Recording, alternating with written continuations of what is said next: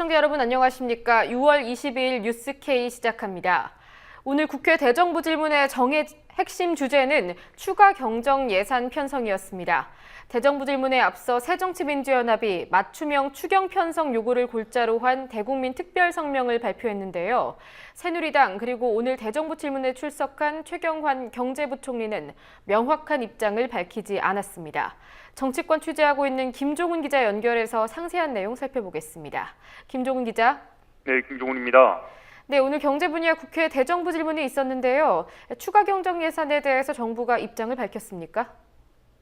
네, 최경환 경제부총리가 국회 경제 분야 대정부 질문에 출석해서 추경을 포함한 경기 보완 방법을 검토하고 있다고 밝혔습니다. 그러나 구체적인 계획에 대해선 말을 아꼈습니다. 추경하실 거죠? 예? 추경. 메르스 사태가 조기에 종식된다 하더라도 이미 우리 경제에 상당한 부분 영향을 미쳤다 이렇게 보기 때문에 추경을 포함한 경기 적정 수준의 그 경기 보강 방안을 검토를 하도록 하겠습니다. 지금 상황에서 구체적으로 말씀드리기는 아직 검토가 저희들이 덜 끝났다 이렇게 말씀을 드립니다. 정부의 소극적인 발표와 달리 경제 전문가들은 정부가 현재의 위기 상황을 한 번에 탈출하기 위해 대규모 추경 카드를 준비 중이라고 예측하고 있습니다. 단기 성과에 집착하다 보니 추경을 반복하고 있다는 지적인데 추가 경정 예산은 이미 예산을 짠 다음 부득이한 사유로 예산을 변경한 것을 말합니다. 보통 경기 부양을 위해 추경을 편성하곤 합니다. 예, 그러니까 추경에 대해서 구체적인 계획을 밝히지는 않았다는 거죠? 네, 그렇습니다. 최경환 부총리는 추경에 대한 구체적인 방향이나 계획에 대해 말을 아꼈습니다. 정부의 추경 계획은 이미 마련돼 있으나 구체적인 내용을 상세하게 밝히지 않은 건데 정부가 정치적 부담을 느끼고 있다는 지적이 있습니다. 실제로 추경의 범위를 놓고 당정 간의 견해가 합의되지 않고 있는데요. 정부는 규모와 내용에 대해 여러 가능성을 검토하면서 대규모 추경을 예고하고 있지만 새누리당 지도부는 정부의 입장을 보고 당의 입장을 정리한다고 밝혔습니다. 정부가 하반기 경제운영 계획을 보고하면서 추경에 대한 입장을 밝힐 걸로 보입니다만은 정부가 추경에 대한 입장을 밝히는 대로 당도 입장을 정리하도록 하겠습니다. 이번 주에 당정청 사이에 추경과 하반기 경제운영에 대한 공감대를 형성해 나가도록 하겠습니다. 반면에 야당은 적극적으로 추경에 합의하자 이렇게 제안을 하고 있더군요. 네, 새정치연합이 대국민 특별성명을 통해서 여야 고위 비상대책회의 구성을 제안했습니다. 그러면서 메르스 사태에 대한 박근혜 대통령의 공식적인 사과도 요구했는데요. 박근혜 대통령의 진심 어린 사과가 필요합니다. 사과할 것은 하고 협력을 구할 것은 구해야 합니다. 그것이 메르스 사태 해결의 출발점입니다.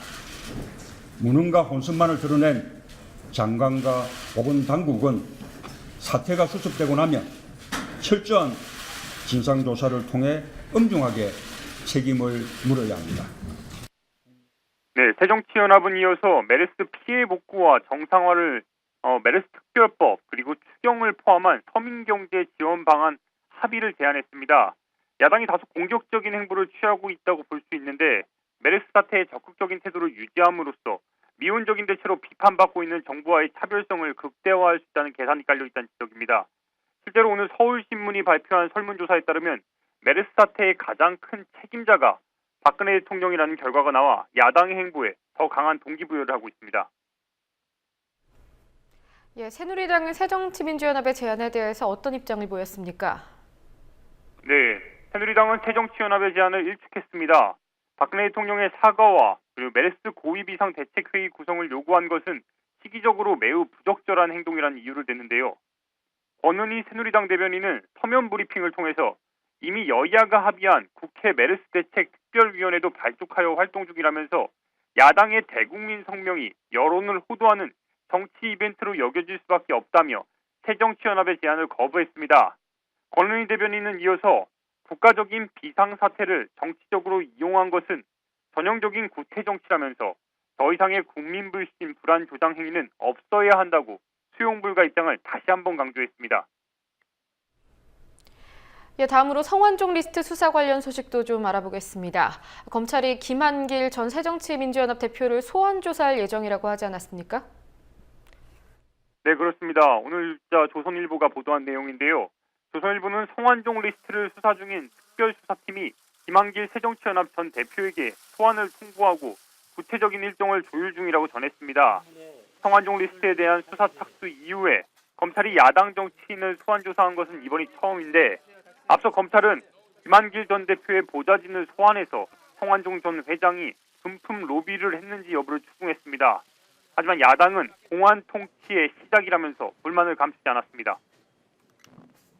공안검사 출신인 황교안 총리가 들어서자마자 전직 야당 대표를 소환하겠다는 점에서 우려했던 대로 공안 통치가 시작된 것으로 볼 수밖에 없습니다.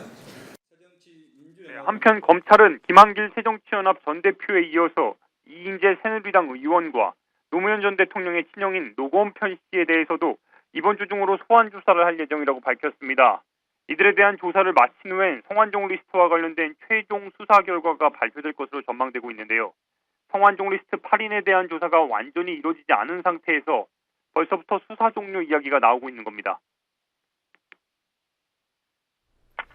예, 김종국 기자 수고하셨습니다.